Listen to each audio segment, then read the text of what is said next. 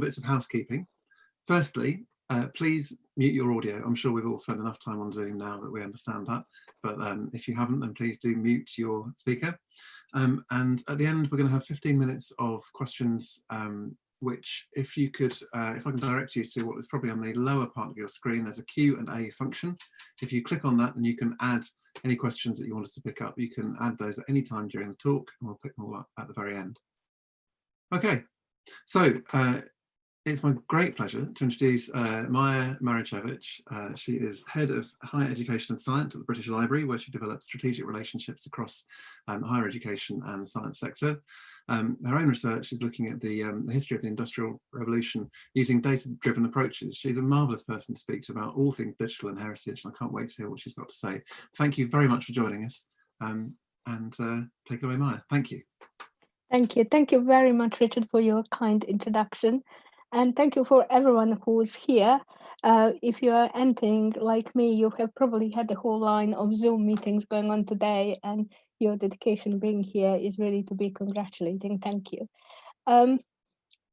This lecture came a while back with Richard and I discussing what we could do, but it has now developed a bit of a life of its own, I guess, as we have come into the lockdown and the things around us have developed, and we suddenly came into the situation where online is only option that we have, and this overwhelming feeling that something radical has changed in relation to digital and heritage.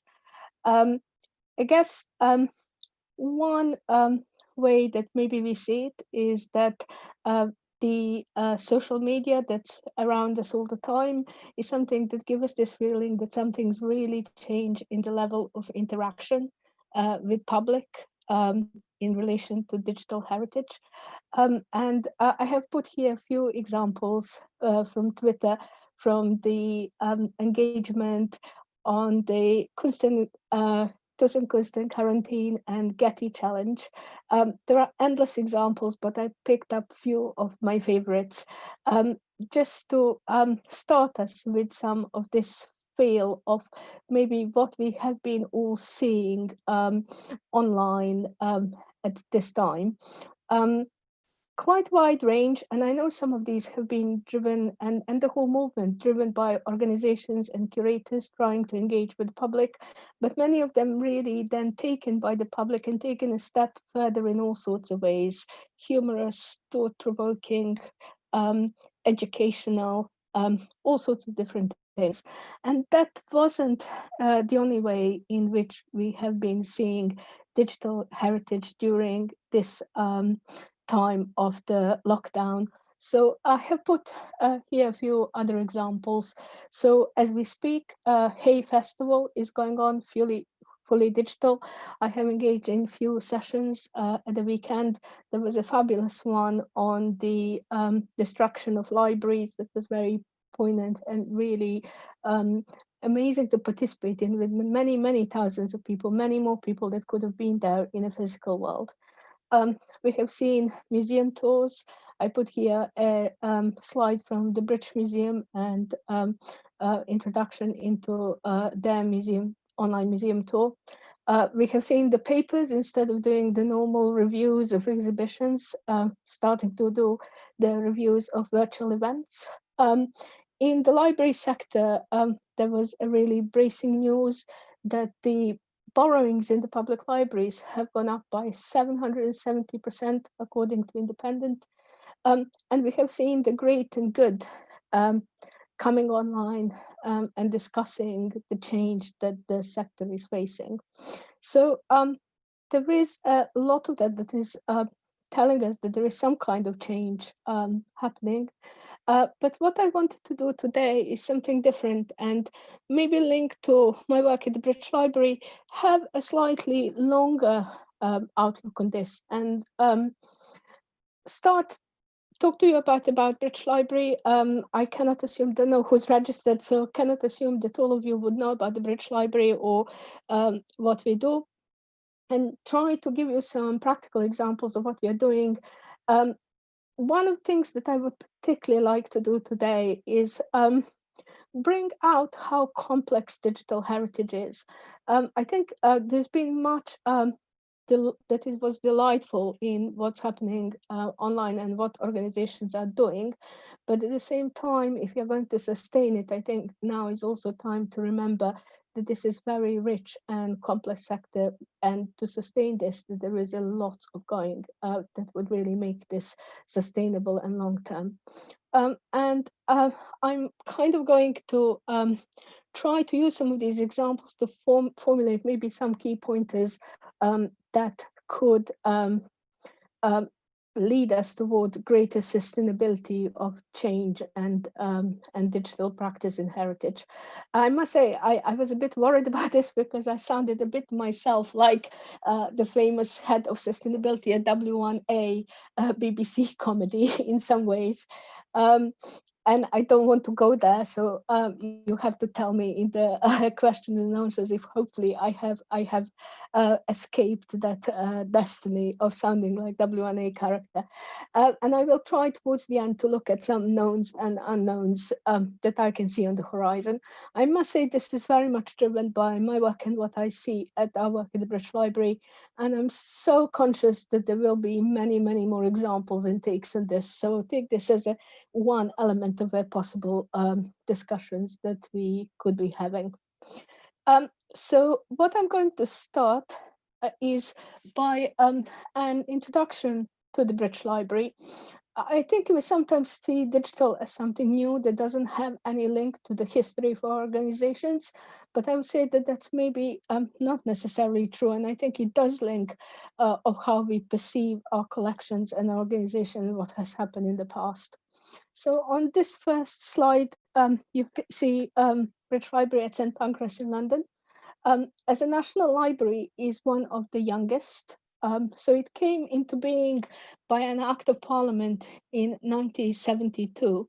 Prior to that, there was a report that was written on the national libraries, which UK had many of, and how they can be joined in a single entity. Decision was made to have a single organization called the British Library, and this plot of land has arrived. It wasn't an ideal spot. The library was meant to be at Bloomsbury near British Museum, as one of the key constituent parts was actually British Museum Library. However, that became impossible for various reasons, and this building was built over many, many years um, of work and delays and changes. But it is beating a wonderful building. And what I have put here is in black and white in the right-hand corner, one picture from our normal day when we are open to the public, of people queuing in the morning to come in and find their favorite seat. And also in the right bottom corner, a picture that's kind of very emotional to me because it's taken on 18th of March, which is basically the last day that I was in the building. And I took that snap just before I actually left, and I haven't been in since, but I'm sure we will be returning shortly. So there is something about St Pancras site that is about lots of people in physical space. It's very lively. But also, as you go there, the one thing that you will see that majority of people are on different types of digital gadgets, doing all sorts of things. Sometimes we know what they are and sometimes we don't. However, that is only one half of the British Library, and I want also to introduce you to the second half that might be less familiar to many people, and this is the British Library at Boston Spa in Yorkshire. So in the, what is to me, left top corner, you can see the site in an aerial view a few years back, which shows something that used to be an ammunition site in the war that was developed prior to the existence of the actual British Library by a policy drivers that came from a government department that at the time was called Department for Scientific and Industrial Research. So this is the first time when the UK government had an idea there is a need to pass some information to people remotely. Obviously, this is well before digital age.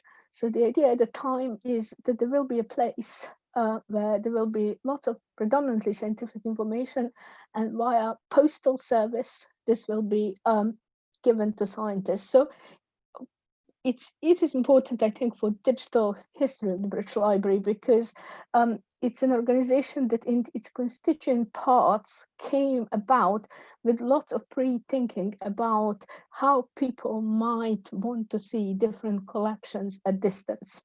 Obviously, the British Library is an interesting one because it's a bit of a hybrid organization. It deals with a massive amount of heritage information, but also with very contemporary today information. And as a library, it has that information passing function as well as a memory and preservation and a heritage function. And I think that also inform how the organization thinks and develops its digital functions. So over time, the site has developed, and here you can see a very tall shelving of what is a British newspaper collection. You can see it being built, and you see the computers and conveyor belts that pass around the newspapers in an automated way, sometimes extremely fragile material, and therefore kept in this building that is actually has a low oxygen levels, and it is usually sealed. So the human that you see there was there just at the inception stage, and after that it has been fully automated. At the moment, also lots of our servers and our digital activity is driven for Boston Spa, as this site has changed and developed over time. So as you can see, the whole digital and the idea that we are going to, in some way, going to deal with our public in a remote way is something that's been in the library from the very inception, and it has evolved over time, and it's still evolving, and it's evolved so much just in the last few weeks. And the other thing about British Library that is maybe somewhat unusual is just sheer size of what we are dealing with. So we currently estimate about 200 million different items in multiple formats. We collect UK websites. I'm going to talk about these things in a bit more detail later on. And we currently estimate around 2 billion pages. We have something like 6.5 million audio items, patents, journal titles, and we grow at quite fast rate. And one thing that is really important for this presentation and for people to note is that our growth is a combination of physical and digital growth. So in physical terms, our growth is still about 12 kilometers per year. And in annual digital growth, we think it's something like 80 terabytes. And I'll talk a little bit how both of these things happen. So these are quite dry numbers. So what I would like to do is just give you a little bit of a feel of what our digital collections actually look like, and especially how diverse they are. So I took this selection from our website at the moment, and as you will see, there is quite a diverse range of things. Digitized manuscripts, electronic PhD thesis, a lot of sounds online, the newspapers within British Newspaper Archive, UK Web Archive, which is partially available online and partially on the in-building. I'll come to some of these reasons for this later on. And I put Google there because actually lots of things that you might find on the open web in Google Books are also digitized items frequently from the British Library collection.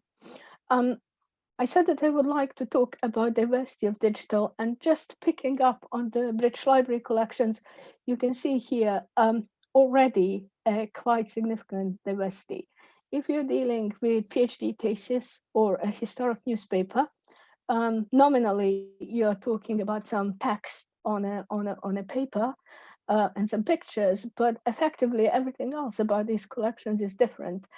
The context where they come from, who's authored them, what is their legal status, what is the environment in which they're created, and the users they use them. So even within our collections, diversity is significant, and we need to think about infrastructure and how do we deal with digital in many different ways. If you think about broader heritage sector, it's going without saying that we also have all sorts of things: digital records of natural specimens, digital records of built environment, of landscape, of archaeology, of art. So one thing that I wanted to bring into this presentation is this thinking when we are thinking about digital and heritage, that we are talking about an enormous diversity. There is something about our discourse in the policy where we have coined this digital heritage phrase that we often say, and behind that we hide a multiplicity and many, many different complex things, complex but also very rich. I think it was, and it is important at this point in time that we point to this, because otherwise we are going to slightly potentially oversimplify what's happening in heritage in relation to digital. And I think that will be really, really important how we think about this for the future of the whole sector. The other way in which we sometimes look at the British Library digital collections is by how they come to us. So we often talk about born digital collections and about digitized collections, and their origins also matters and determines how the whole process is and what happens with these things during their time at the British Library, and also as people access them and use them. So I want to start with born digital collections and give you some ideas how it is that people acquire digital. So the British Library is interesting in this regard because we are one of the organizations that actually has a statutory role for something that is called legal deposit, and that also have electronic legal deposit. So we are not familiar with this. There is an Act of Parliament, so that's why it's statutory, that give us not just right, but an obligation to collect and to save published output of the United Kingdom. So the important thing, an important word here is published, and published includes both physical and digital. It's not only a job for the British Library, it's a coalition.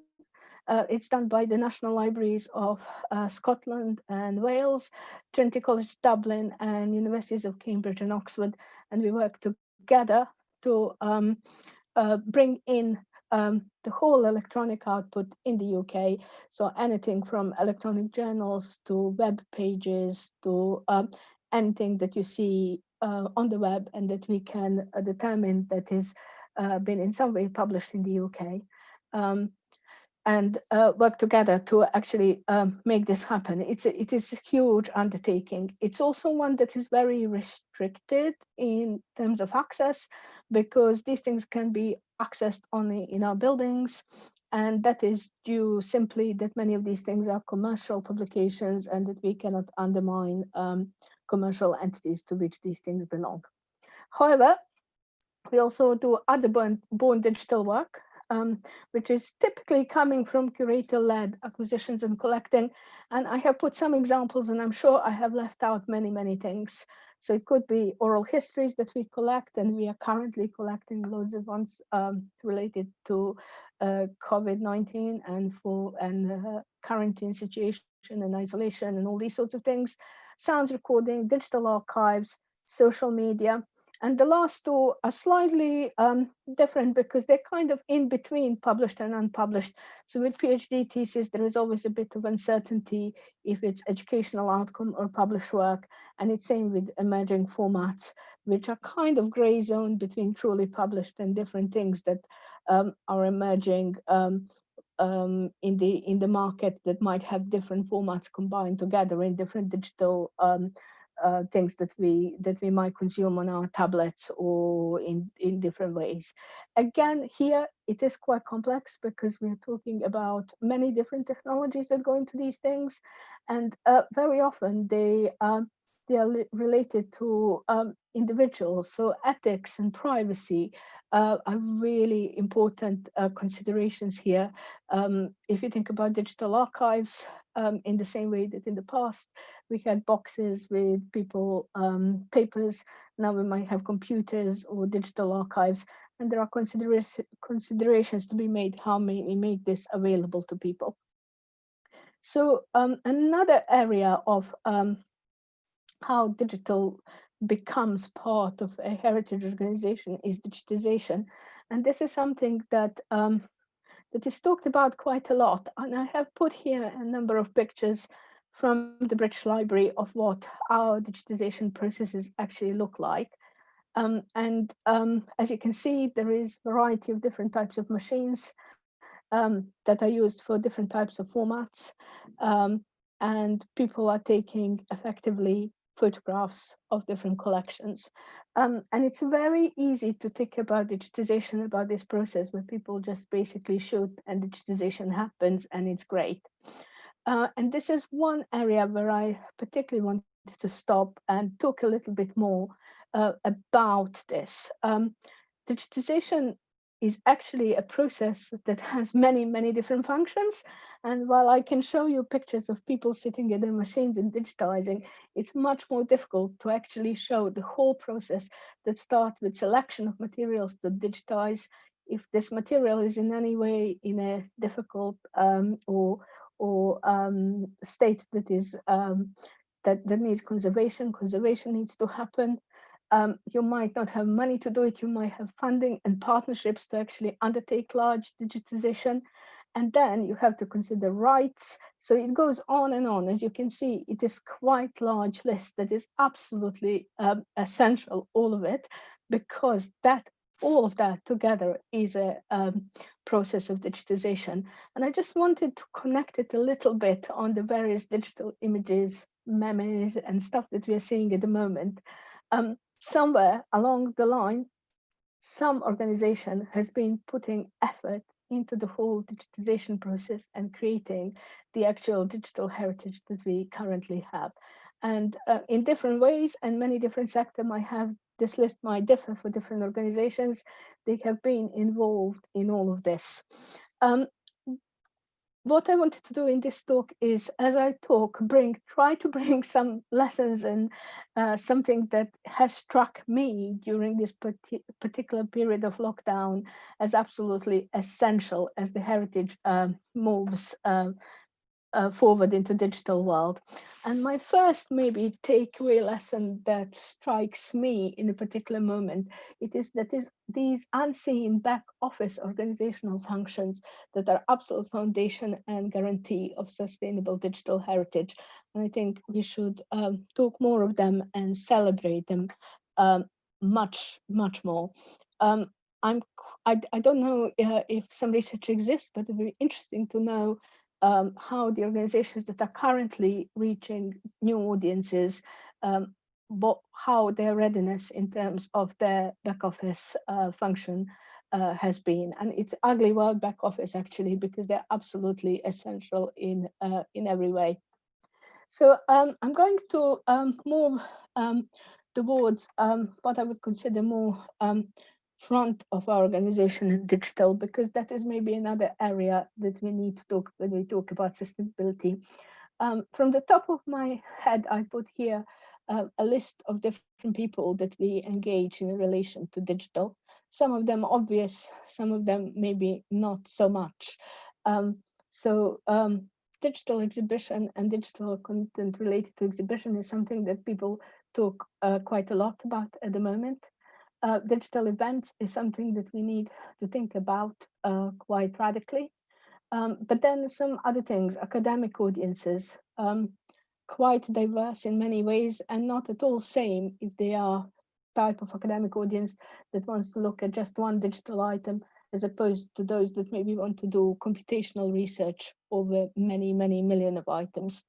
So not all organizations will have the same list in terms of what our audiences are like and how to relate to digital, but it is one area where it's essential to spend some time as we think about sustainability and digital heritage. I'm sure if you are in a heritage institution that you have spent maybe some time with segmentation of your audiences and all these sorts of things, and they really pay off. So I just want to show you a few examples of what our teams have been doing while BL is in the lockdown. So we have our learning team doing quite a lot on discovering children's books. Our reference team has done an excellent collection guide for people whose research has moved directly to COVID-19 and that needed to access what's open out there, researching from home. Um, there was some that was just for interested general public, like that fabulous owl from our collection that is also followed by that owl sound from our sound collection that appeals to many people. And then one that's just the latest one is the lovely British Library simulated that if you haven't seen is worth looking for on either our website or on Twitter, done by Julia Rossi. Fun, using Bitsy, a bit retro, a bit geeky, and we think appealing to lots of people who either miss a building or are maybe into these sorts of things, but also serving a very practical purpose because it's also pointing people to our preservation of emerging formats and this um, electronic old or maybe for some of us not so old, content that needs preserving for future generations. So that leads me to kind of my second thought in this sort of area, which is about sustainability and digital heritage and audiences, and which is that is really, really important that we deeply know different types of audiences that we are dealing with in digital heritage. But I think another part of this point is maybe less obvious, and this is equally important that we know what brings these audiences together. Why is this important? It's important because if we treat each of these groups independently, we are going to get with very bitty, siloed organization. Well, in effect, there are many links that can enrich our digital heritage.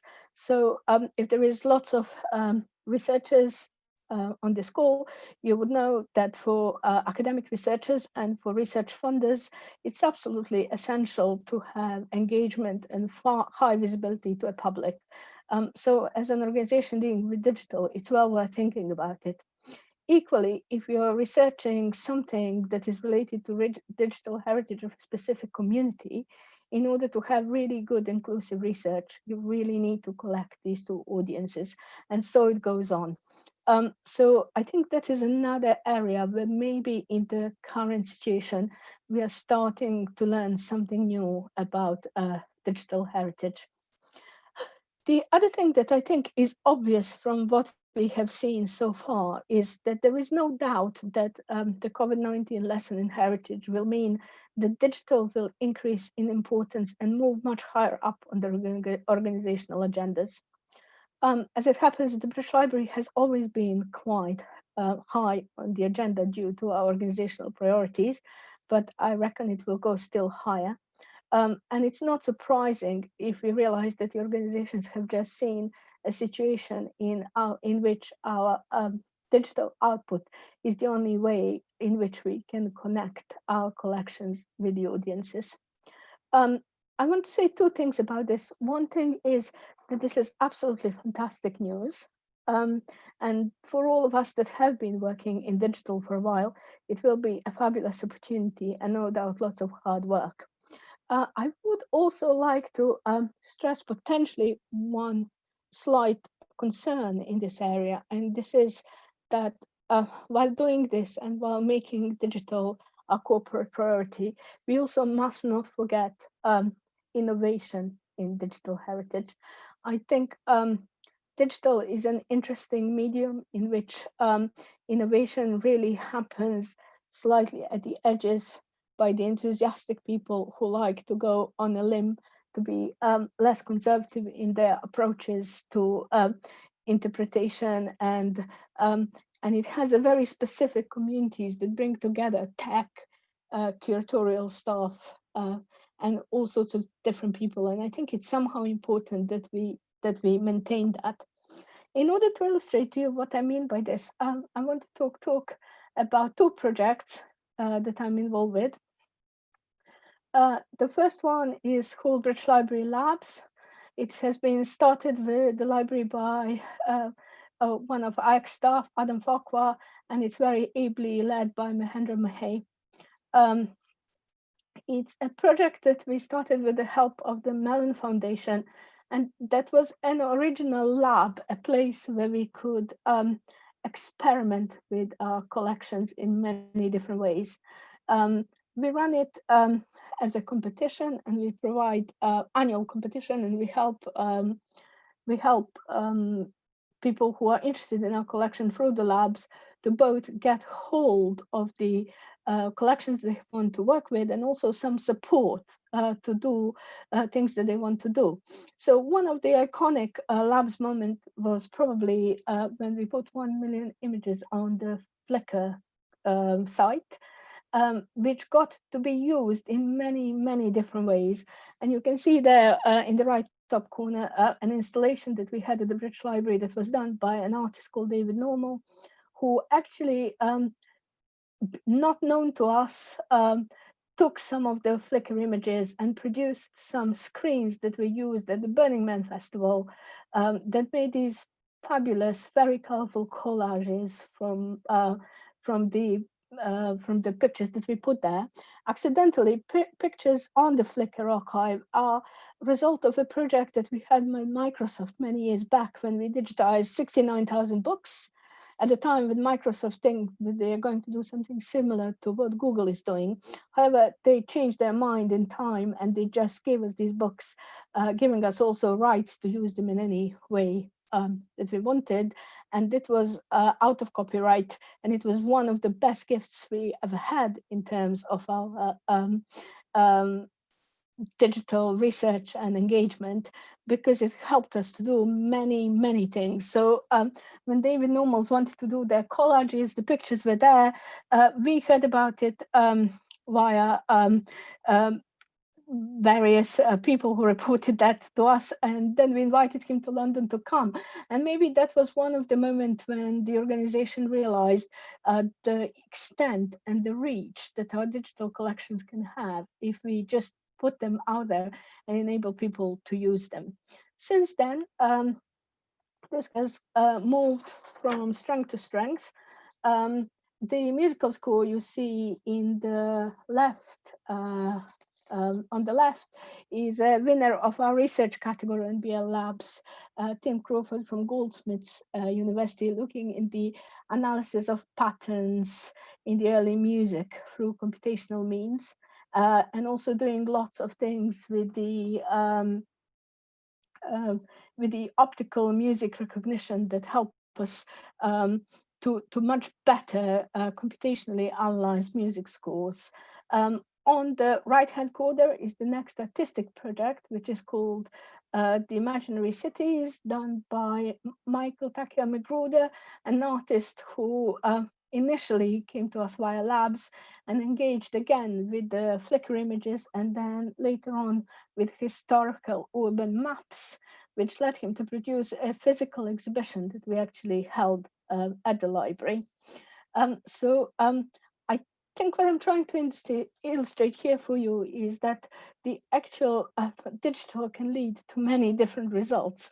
And this is one that we have done over the last 3 years, which will also illustrate this point that reusable digital content really has a power to go places that you would not expect. So we have partnered with the British Fashion Council to work with young designers from the Newgen Group, as they call it, to help them to use our digital collections in the fashion design for the London Fashion Week. This is pictures from a year when we worked with a designer called Nabil Nayal. He used the Elizabeth I Tilbury speech to produce all sorts of wonderful fashion. And on the right-hand side, you can see this eventually ended up in Selfridges and helping with his career as he goes forward. And in the second year, we worked with a different artist called Charles Jeffrey Loverboy. And here you can see the full fashion show that we did with him. It was quite different concept, where he focused on romantic poets, much more conceptual. And most importantly, you see a group of students that he's working with in terms of encouraging them to further engage with our digital collections. So both of these, Beer Lab competition and the student fashion competition, is something that's very much an online activity.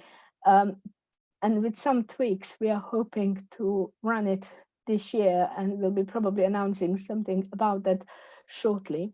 But in terms of my points about sustainable digital heritage, two things that really jump at me here is first that it is really important for organizations, whatever happens, to create and sustain digital innovation space. And I think as the digital goes up the corporate agendas, this is one thing that will be absolutely vital in organizational thinking. And the other thing is a reuse of digital collections. I think with the starter examples from Twitter, we already seen how much people enjoy it, and that is in the very nature of digital. With physical objects, we can put them in vitrines, we can put them behind the glass. But as soon as you have digital object out there, somebody is going to want to do something with it. And yes, there will be things that due to the copyright and all sorts of other restrictions, people can't. But I think it's absolutely essential that we do more digital environments where people can do things with our digital collections, whatever that is. And the next one, which is in terms of my thinking, what we might want to think about as we are going forward with digital. This is a digital answer. I was very cheeky. I put a question on Twitter about what people thought sustainable digital heritage is all about, and I was quite lucky to get an answer from Jeffrey Krosek that certainly knows quite a lot about this. And his reply was, for me, it's not about lockdown making people want more digitally, but it will have created a dynamic leading to a blended future with more digital cultural engagement that also the new possibilities for blending of physical and digital emerge. I think you can see it already maybe from the examples I have given, because with Beer Labs, we have started with purely digital collections, but over time they have led to physical exhibitions. And I think the same in the buildings, in the exhibitions, this blending will be an interesting and very exciting future if we get it right. The next area I want to talk about a little bit is data. So this is something that the library engaged with quite a bit. And we have actually published a British Library data strategy in 2017. We felt that there's something that is coming at us very quickly and that we need to engage with. And we made this vision that we are going to integrate it into our collections in the same way as text is today. We didn't mean by that it is going to be exactly the same, but we were indicating that we would take it in the same serious way and as an integral part of what we are doing. However, we also knew that one of the big issues that we will have with data is just the sheer level of expertise that we need in order to consider it much more deeply. And we were very, very lucky to be able to partner at the inception with the newly created Alan Turing Institute in 2015, which is the UK Institute for Data and Artificial Intelligence, that was created by government that considered data in all sorts of sectors. And we were quite lucky to be able to tempt them to come and live in our building in St. Pancras at the same time, ask them to think about how we can collaborate. So some of this data advance also make it into our sphere, and we can continue developing it and collaborating much more deeply on data related issues. The idea is that we are going to, that is a long-term collaboration because they are based in our building in St. Pancras when we are physically there, but actually in the lockdown, we have been seeing each other digitally nearly daily on a variety of projects that we have started. And one of the largest projects that we started is called Living with Machines. It's a research project that is that is there to rethink the impact of technology on the lives of ordinary people during the Industrial Revolution. It is truly massive. There is often hype about data and it being big and it being massive, but this truly is. It is going to be using all the 19th century newspaper collection data from what we have currently digitized um, in collaboration with a company called Find My Past. And it's a massive undertaking, even just to put this data in a sort of environment where this sort of research can happen. However, while there are many struggles in order to be able to do this, we are advancing. And there are some early outputs that are coming out of this project. One exciting feature of this project that we also have been lucky to be able to have an environment in which we have historians and data scientists and curators and librarians in the same team working together, ably led by Rota Hurt, who was our PI on this project, and really fantastic team. So we have all sorts of interesting outputs coming. Today, actually, we were promoting the latest publication done by Barbara McGilvey around machines described as living animate beings in the newspaper, and actually, oh sorry, not the newspapers, in the 19th century books, and we did some interesting linguistic analysis on very large amounts of text. We have done some interesting work on analyzing bias of newspapers that we have digitized so far, so that it can inform our future digitization. And we have done some fabulous crowdsourcing on Zooniverse at asking people to help us look into industrial accidents. There are many, many other outputs that are coming on this project, and we hope as they come together that they will truly make us, help us to go one step further in understanding how to use data in types of the research that we do. So there is, I could have done probably the whole talk about data, and it's really difficult to squeeze it in such a short space. But there are a few points that are really important that we continue considering very deeply as we talk about data. One is that we really need to develop and keep very critical approaches to data-driven practice in heritage. We have seen in society at large, the data could be good, help discovery, but also it can be misused in different ways. And I think it's one area where the sector really needs to make its own rules and to work very closely for those who understand data science in order to make sure that we have really robust data practices for the whole sector. Ethics and transparency are really vital for this work because we do work with very sensitive collections at many times. So is staff skills development. I think staff skills development is actually something that goes across the sustainability for digital heritage, across everything that I've spoken so far, but maybe in this area more than anywhere else. And some of that surely is technical and enabling people to have better technical skills, but lots of it is about all sorts of other areas of understanding better audiences, about being able to communicate in digital space in many different ways, and really having more rounded understanding of what staff skills we might need in digital heritage environments. And as I already, I think, illustrated on a number of examples that I have, importance of partnerships is really, really vital. Being in some ways blessed, being in very large organizations such as the British Library, we can say with some confidence that in these particular areas we could not accomplish everything we want to, or much of what we want to, on our own. So I think it's true for everyone, however small or however big, that the partnership is absolutely vital in this area. So I'm going just to move to a few points about what happens next.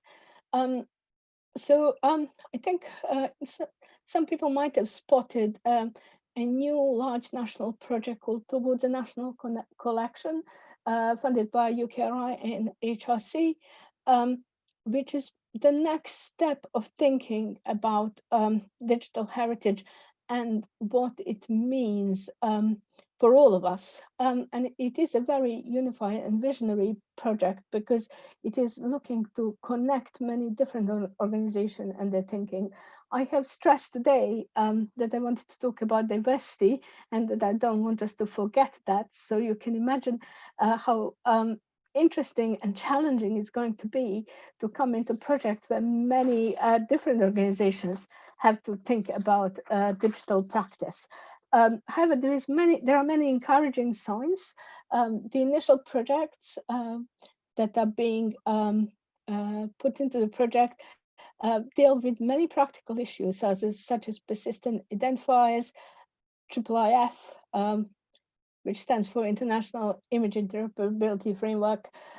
So all of these underpinning sort of technology that can enable us to connect, as well as doing engagement and front-facing things. And I think it's really important that this project will combine both of these things. The other thing that I wanted to put in my future-looking section is something that I think is emerging, but I put emerging in my little quotation mark because these things have been emerging for quite a long time and they have been with us for some time, but I think they have remained very difficult for heritage organizations to think through for very different reasons. Social media is producing lots of valuable content that heritage organizations want to engage with, but it remains difficult to deal with because of the nature of social media companies and what we are allowed or not allowed to do. I think code is one on the list I put there, and I should have put algorithms down there as well. So I think this is going to be really crucial. And just to give you one example at the moment, so for example, government is creating all sorts of interesting digital products relation for COVID crisis. There is much discussion, for example, at the moment about the tracking app. So for example, one interesting question would be for the future, how do we preserve code and algorithm that's going to run it? And how do we research it in the future? How do we start to understand what national moment was when in the COVID crisis we started using a COVID tracking app?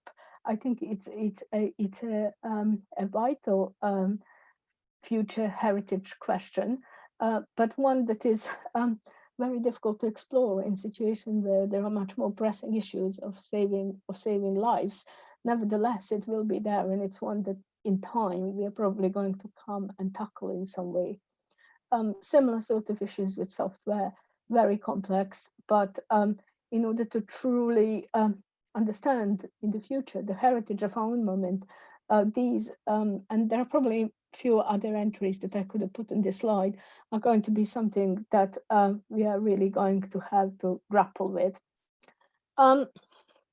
And then on my last slide, I just put all sorts of questions that I could not answer, and I'm sure in Q&A session you might help me. So how will digital be integrated in the reopening of heritage institutions and sites? I know we haven't yet figured a physical reopening, but we are probably going to be thinking about some kind of hybrid models, how they're going to look like. How do we mobilize in relation to digital inequalities? I think in the current situation, we have seen lots of this. And we know that the access to knowledge, to information has not been the same for everyone.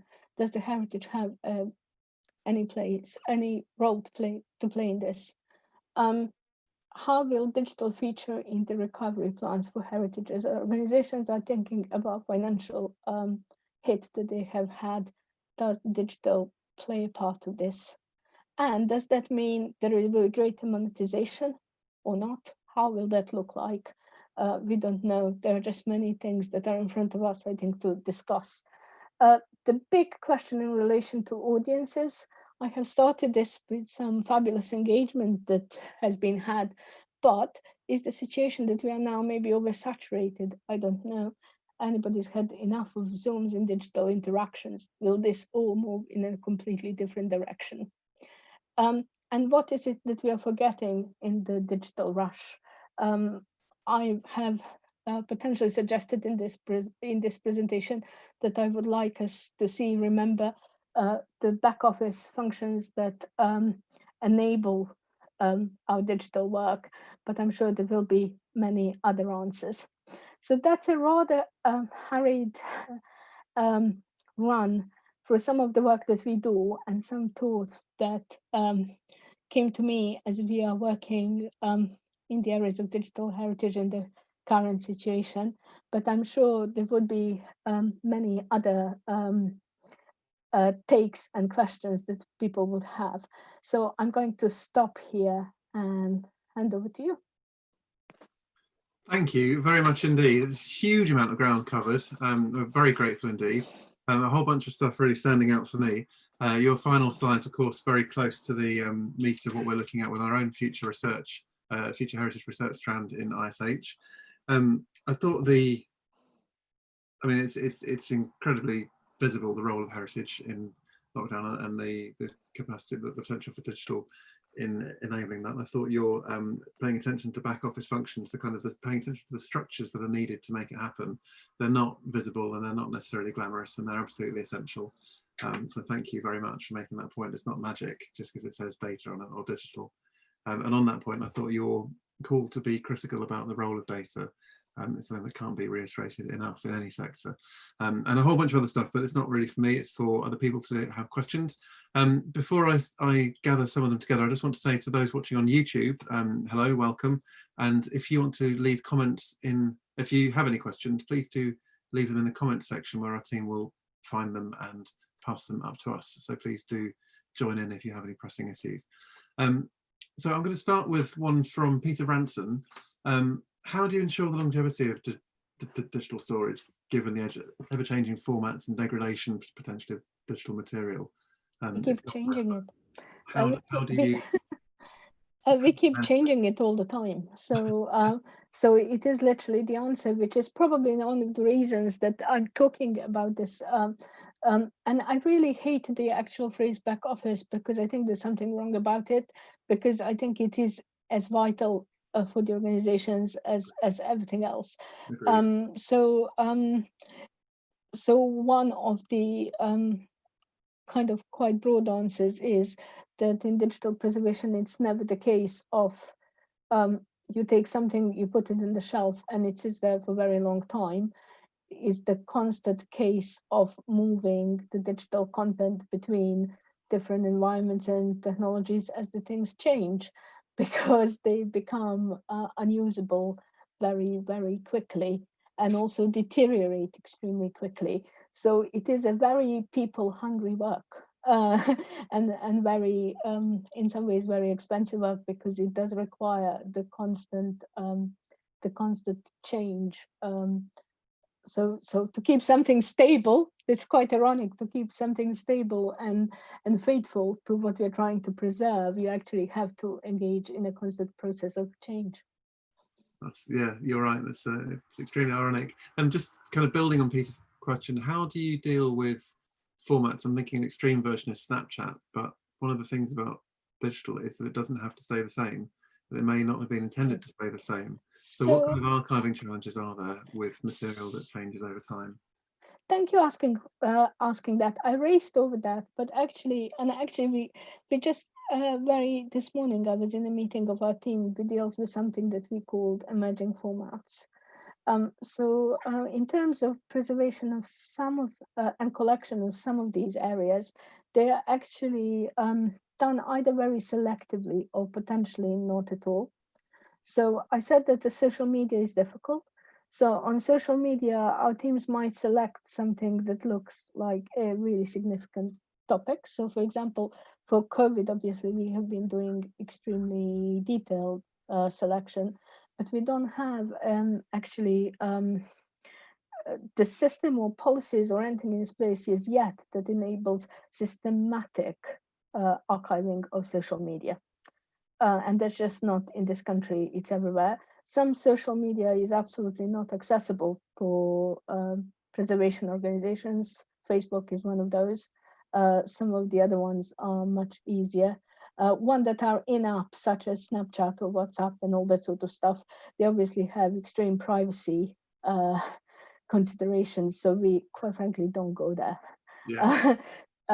So there is a lot of very complex questions in these particular areas. I suppose in some respects that's simply an extension of the curatorial mindset, isn't it? That just because it's digital, you're not trying to hoover everything up without thinking about it. You're actually making absolutely. it, Absolutely. So on social media, the discussion we could have, for example, is, is preservation of, for example, people tweets something that should be done? And we don't do blank preservation of people's tweets.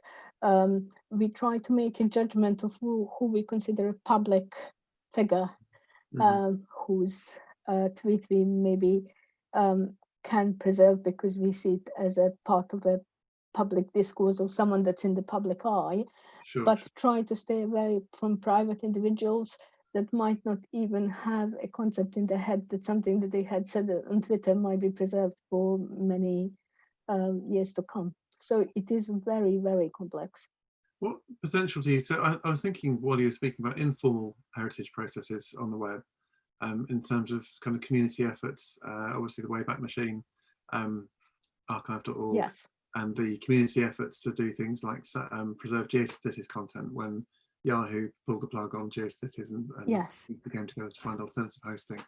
I wonder if there's a role for individuals to be kind of more proactive about managing their own heritage. Is it possible for me to think, well, my tweets actually have got a personal on a very limited scale and they're certainly not significant on the world stage, at least I hope never, that they won't ever be.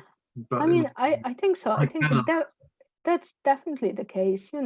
If you were somebody, if you're a type of person that in the past would be fastidious about your physical archive of leaving, parts of your work or family memories or whatever it was to the world in a physical format, nothing changes in the digital. But it is difficult. I mean, if you just think about your private photographs, and how much effort might actually take to understand which different clouds and which different apps that you might use have passed them around. It is something that's actually quite difficult for individuals, and it's equally difficult for curators when they receive from individuals this sort of content. So just one more on formats, actually. A great question from Alina Congreve, thinking about PhDs and the fact that they're much more diverse in terms of the kinds of knowledges they interact with and the kind of formats that they bring in and invoke. How would things like photography, performance, or an exhibition feature in your collection of PhD?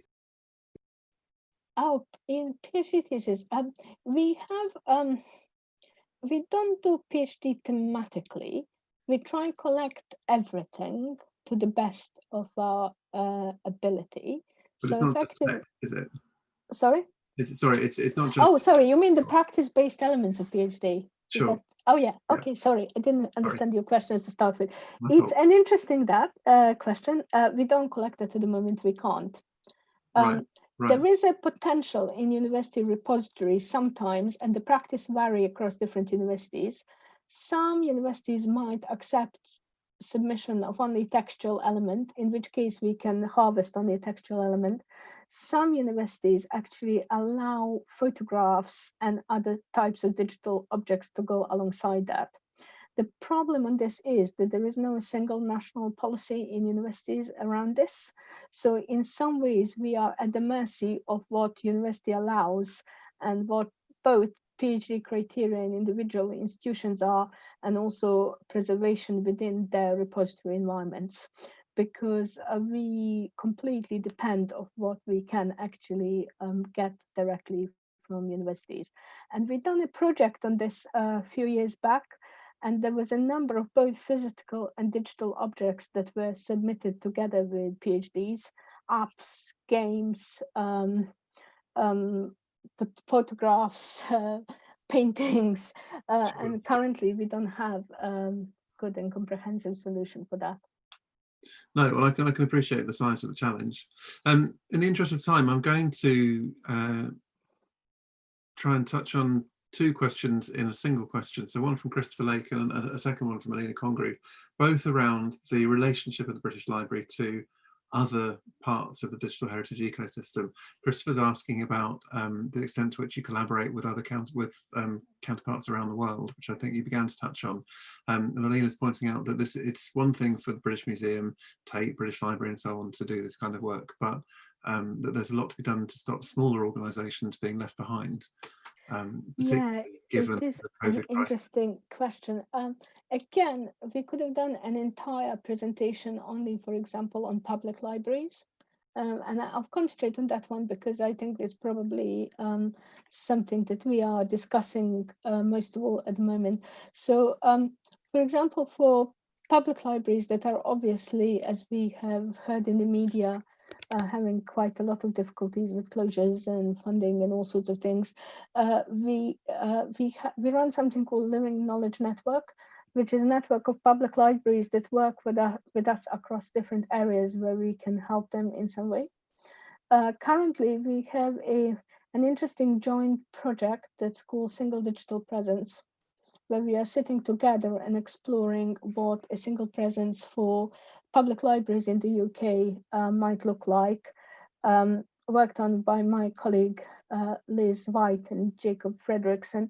And it's an interesting conundrum because the public libraries are funded and based in their local authorities, which makes for a quite complex environment in which there is lots of different environments in which they work, and it's not particularly unified. So it's an interesting area where we are currently working on. However, the electronic book borrowings and stuff like that are going up, and we share experiences on this and have professional groups and networks where these discussions happen. Equally, in relation to other national libraries and archives, it's an extremely networked area. So in terms of our peer organizations abroad, we are constantly in touch, but collaborating, adding ideas to the table. We have many joint projects. So for example, one interesting one that we have done recently was with the French National Library, which was digitization of very early manuscripts that in some ways have origins that span across the channel at the times when our national identities were in a slightly more merged state, shall we say, and where these manuscripts might be written in French or created in France, found their way to England and all these sorts of things. And we have done a joint site when we actually have digitized manuscripts that we have at the British Library and at BNF, and we have put them on a joint site and reunited them through this particular project, which was very interesting because it gave us a manuscript site that suddenly had quite a different flavor and brought together something that's been apart for quite a long time. Yes. So digital is exciting also in that way, in which what you can do in terms of collaboration.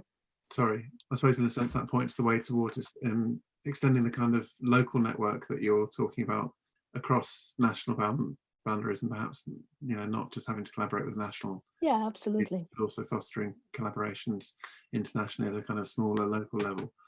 I'm afraid we're against the clock, and we're a little bit out of time. But I just want to thank you very much again. It's a huge amount to go away and think about.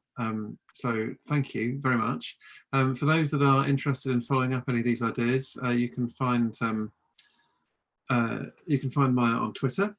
And if you want to get in touch with us, there's plenty of ways to get in touch with us, via Twitter or email. But in the meantime, I just want to leave you with our email address, which is Beseer Communications. That's BSEER-communications @ucl.ac.uk. So if you have any burning questions, want to follow anything we've set up, then please do get in touch. That's it for this year, but we'll be back with another exciting series next year. So please watch this space and look out for something appearing in your inbox very shortly. Okay, thank you very much. Have a good afternoon. Goodbye.